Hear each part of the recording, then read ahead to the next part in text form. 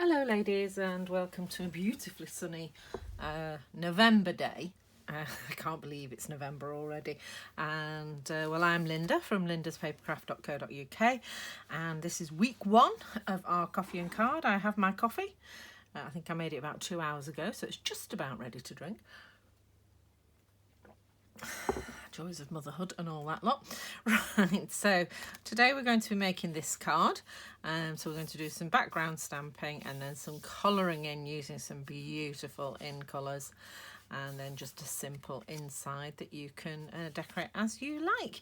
And we're using, as you know, the Freezer Bird stamp set, and this week I'm going to be using the in colour 2021-2023 pens. If you don't have these, any colours will do. The 2020-2022 work really well as well, or you know, just have a play with what you've got. So right, so I think we'll unpack the pack first. I was framing tapestries yesterday, so there's little bits of cotton everywhere. It's one of my other hobbies is cross stitch, and one of my friend's granddaughter will be getting hers for her christening in a couple of weeks. So that's all being collected this morning. So I can now do the Christmas one that I'm doing. It's a Christmas stitch along that Donna Golby, who's a fellow demonstrator, introduced me to, and it's like an advent calendar. It's beautiful. I've only done one square so far, and there's 24 to do, but there you go. Right, so as I say, it's rare that us crafters only do one craft. We tend to do loads.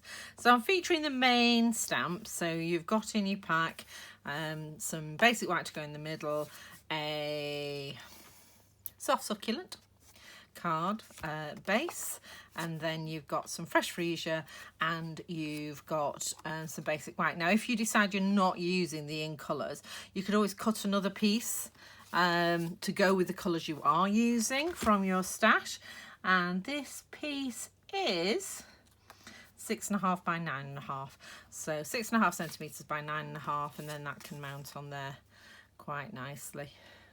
So you could, you know, as I say, use whatever colour you want then, couldn't you? Right, so we'll start with the big stamp and the colouring. So I'm going to get my big stamp block. If you struggle with big blocks, then the alternative is a Stamparatus or a stamping platform, which saves you having to manhandle big blocks like this, but I'm quite happy using that for this one, although I did use the big block, the Stamparatus, when I was making the examples. So either way, right. And I did do one design which I haven't included, which you really did need a Stamparatus for. I was thinking I might do it as one of the start the week stamping videos once they start again, once I stop chasing my tail. Right, so I think that up with the Memento Black, and I'm just popping that straight, and I'm just doing this very slight angle, slightly up to the right, so that it fits on the square. Make sure you've got all your birds on your rectangle, I suppose it is, isn't it? Okay, give it a few moments to get that ink to transfer across to your card. And there we go. How cute are those birds? I'll just wipe that off with my chamois, and then we'll do some colouring in. Now the thing with these, you don't have to go the way I've coloured at all. You can colour them in how you like. You don't have to use pens. You could use blend pens. You could use watercolours. You could use pencil crayons. Whatever you've got to hand, really. Whatever your sort of chosen medium is. So I'm going to stick with more or less the same here. So I'm going to use the fresh freesia, yeah, to colour in the sort of, I think the word is helmets, that the top bit of the head when it's coloured like this is called. And then what I'm doing, trying not to go over the edge and failing miserably, if you just colour the sides there. So there's the wing, and we've got another wing down here, and then we've got another helmet, and then I'm coming down this side with a little bit of the fresh freesia, and then we've got a little bit of a wing just around there, and we've got another wing here, and then I took that up round the back of the head. Okay, and then I'm going to take this one. Its name escapes me. I'm usually quite good with the colours, but this lot I just don't seem to have got the hang of at all. Pale Papaya. So, and I'm going to colour in the stomachs. Now, because these are just normal felt tips, to avoid getting the lines, what you need to do is colour quite quickly but carefully, so you're keeping the edge wet. And I think it looks much better with a white throat on these birds. So obviously blends, because they spread out more on your card, then you don't get the lines that you sometimes get with felt tips. So I'm just little circles all the way around. Sorry if my head's in the way, just get it out the way, all the way around. I'm still struggling with my lighting here. My husband very kindly has fixed one of my downlights, but it seems to be causing more shadows now it's working than it did when it wasn't. So it's very bright. Okay, so there we go. And then I just use the same colour just to use do the beaks, but I use the bullet end or the pen end. It's the writing end, because it's just that little bit narrower, so you can get in and colour in the beak. Okay, now I did use, because we don't have a brown in this, on this one I used cinnamon cider from the 2020 to 22 in colours, so I'll get that out now. But again, if you've got a crumb cake pen, that would work. If you've got any, even early espresso would work, sort of any brown. Even actually a sort of grey granite would work too. It's sort of a birch tree effect. Maybe. Got a little stray branch just going up, or twig rather, just going up there. So I'm just colouring in this branch.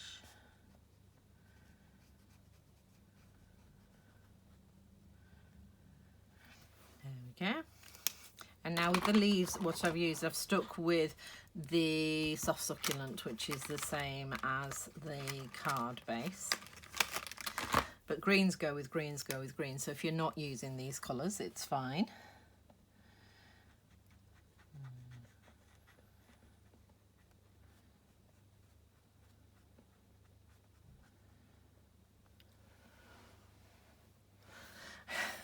Just had a sudden panic there, I'd not pressed record.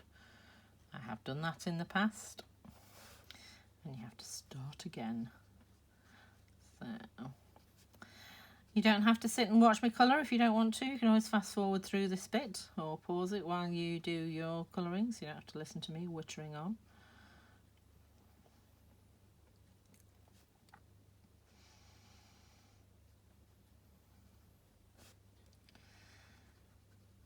So as I'm using felt tips, I'm not doing any shading or anything, I'm just colouring in, filling in the outlines of all the leaves.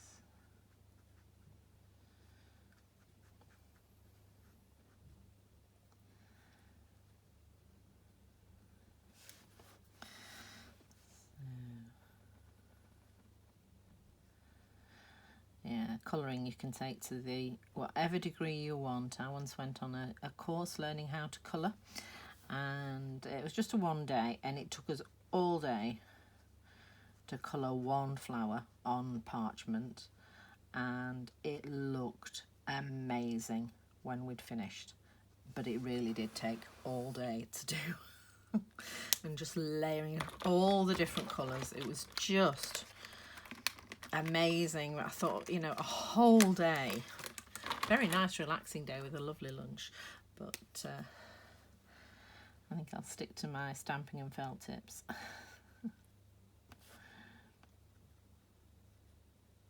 So this is now in polished pink.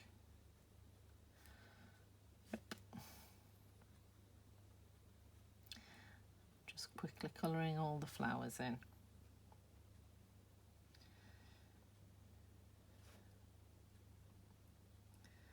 And if you wanted to make this a Christmas card, then you could easily make these birds into robins and maybe make the flowers red as well. And that would be quite simple to do. So, and I've got my thank you here, so I'm just going to pop that on a little block. So that's straight. And I'm going to stamp this in soft succulent, but you could stamp it in, you know, a neutral if you don't happen to have soft succulent. So, and if you're using the pens and don't have the ink pad, then you use the brush end to ink up your stamp, and that works very well. But those of you who've been collecting the ink colours have both the pens and the stamps.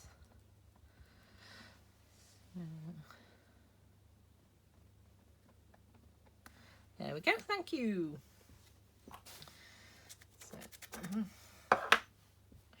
Right, so I'm going to put that to one side now and look at the background on the main card. So I'm going to keep out my soft succulent. Now, a little tip here, if you do not have the same colour as the card that you're stamping, the self-coloured stamping that I'm going to do today, what you can do is use Versamark. So the Versamark embossing ink also leaves a watermark, so you could stamp these using Versamark on the soft succulent, and it won't be exactly the same as this, it'll be a little bit more subtle, but it'll be very similar to the effect I've got here. So in your stamp set you have two flowers, a big one and a little one, and I'm just going to mount those on my little square blocks. It's just snug fit. And this one, and I'm just going to random stamp flowers on this diagonal of the card. I'm going to start with the big one, and I am just going to stamp randomly. I'm not looking at all at where I did them last time. Just turn them over a bit. Fairly spaced out because I want a lot of the little ones in as well. Yeah, if you don't know where the next one goes, you've finished. And then I'm going to fill in with some little ones. Okay. So, right.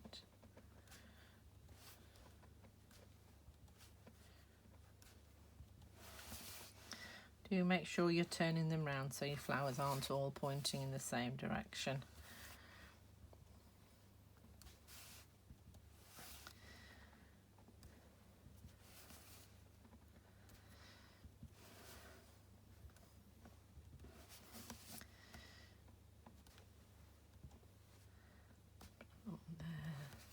I'm just working my way down the card, just filling in the gaps.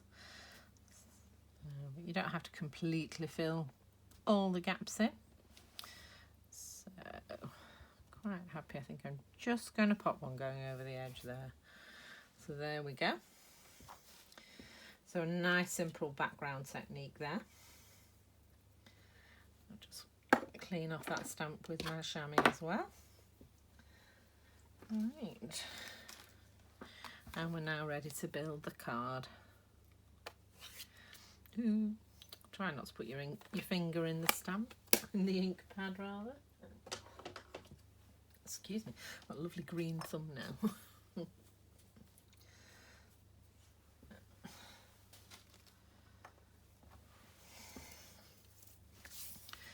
Right, panicking where I'd left my birds, but here they are. And here is my fresh freesia. And I'm just going to get my glue. I like using my liquid glue, as you know, because it gives me a little bit of wriggle room. It doesn't have to be exactly in the right place.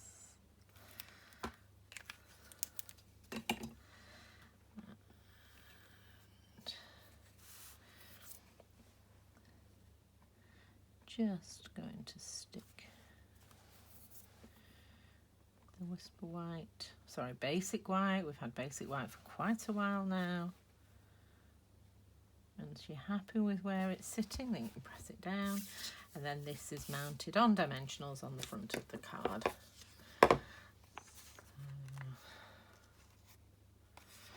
We've even got bits of cotton on here.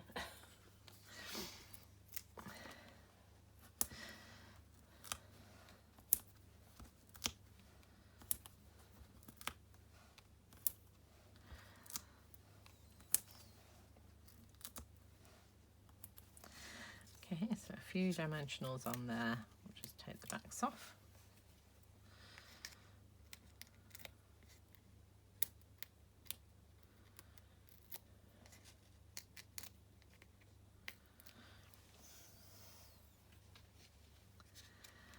And so you're going to put it, I put it sort of, it's more than half, you know, the top's over halfway, but it's definitely narrower at the bottom than it is at the top.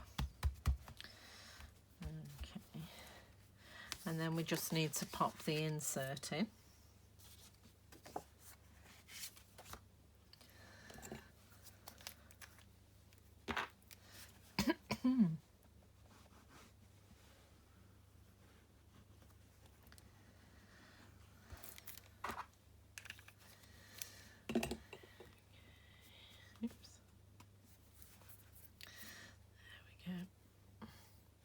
Again, using the wet glue so that I can line it up. Oh, excuse me. And what I tend to do is I line it up with the outside. So I have actually got the card upside down at the moment, so that I can line it up with the outside. Gently slide it round till you're happy, and only then press it down. Okay, so you can write your message, you could stamp another sentiment in there, maybe even, should we put a couple of flowers in the bottom, why not? So, one is winging it now. Okay, so pop a little flower there, and there we go. Just to finish off. And there we are, so that's our first card finished this week. So another 3 cards to be made in November, and I've just started prepping December, and December's a 5 Thursday month. Woo! So there you're getting a bonus card in December rather. So look forward to designing those for you. Right, well there you go. So now this week I've also been part of a video hop on YouTube. So when we come to the end of this video, it'll have my subscribe button if you've not subscribed, but I'll also put a link to the video that I put on the video hop, and it's about embossing. The whole theme is about embossing, and there's loads of videos. You can go through them all. On they've done wet embossing, dry embossing, faux embossing. It's really good. Lots and lots of ideas for you. So if you hop around that and have a look and see what there is, I'm sure you'll find some fabulous inspiration. So take care. I shall see you next week, and bye.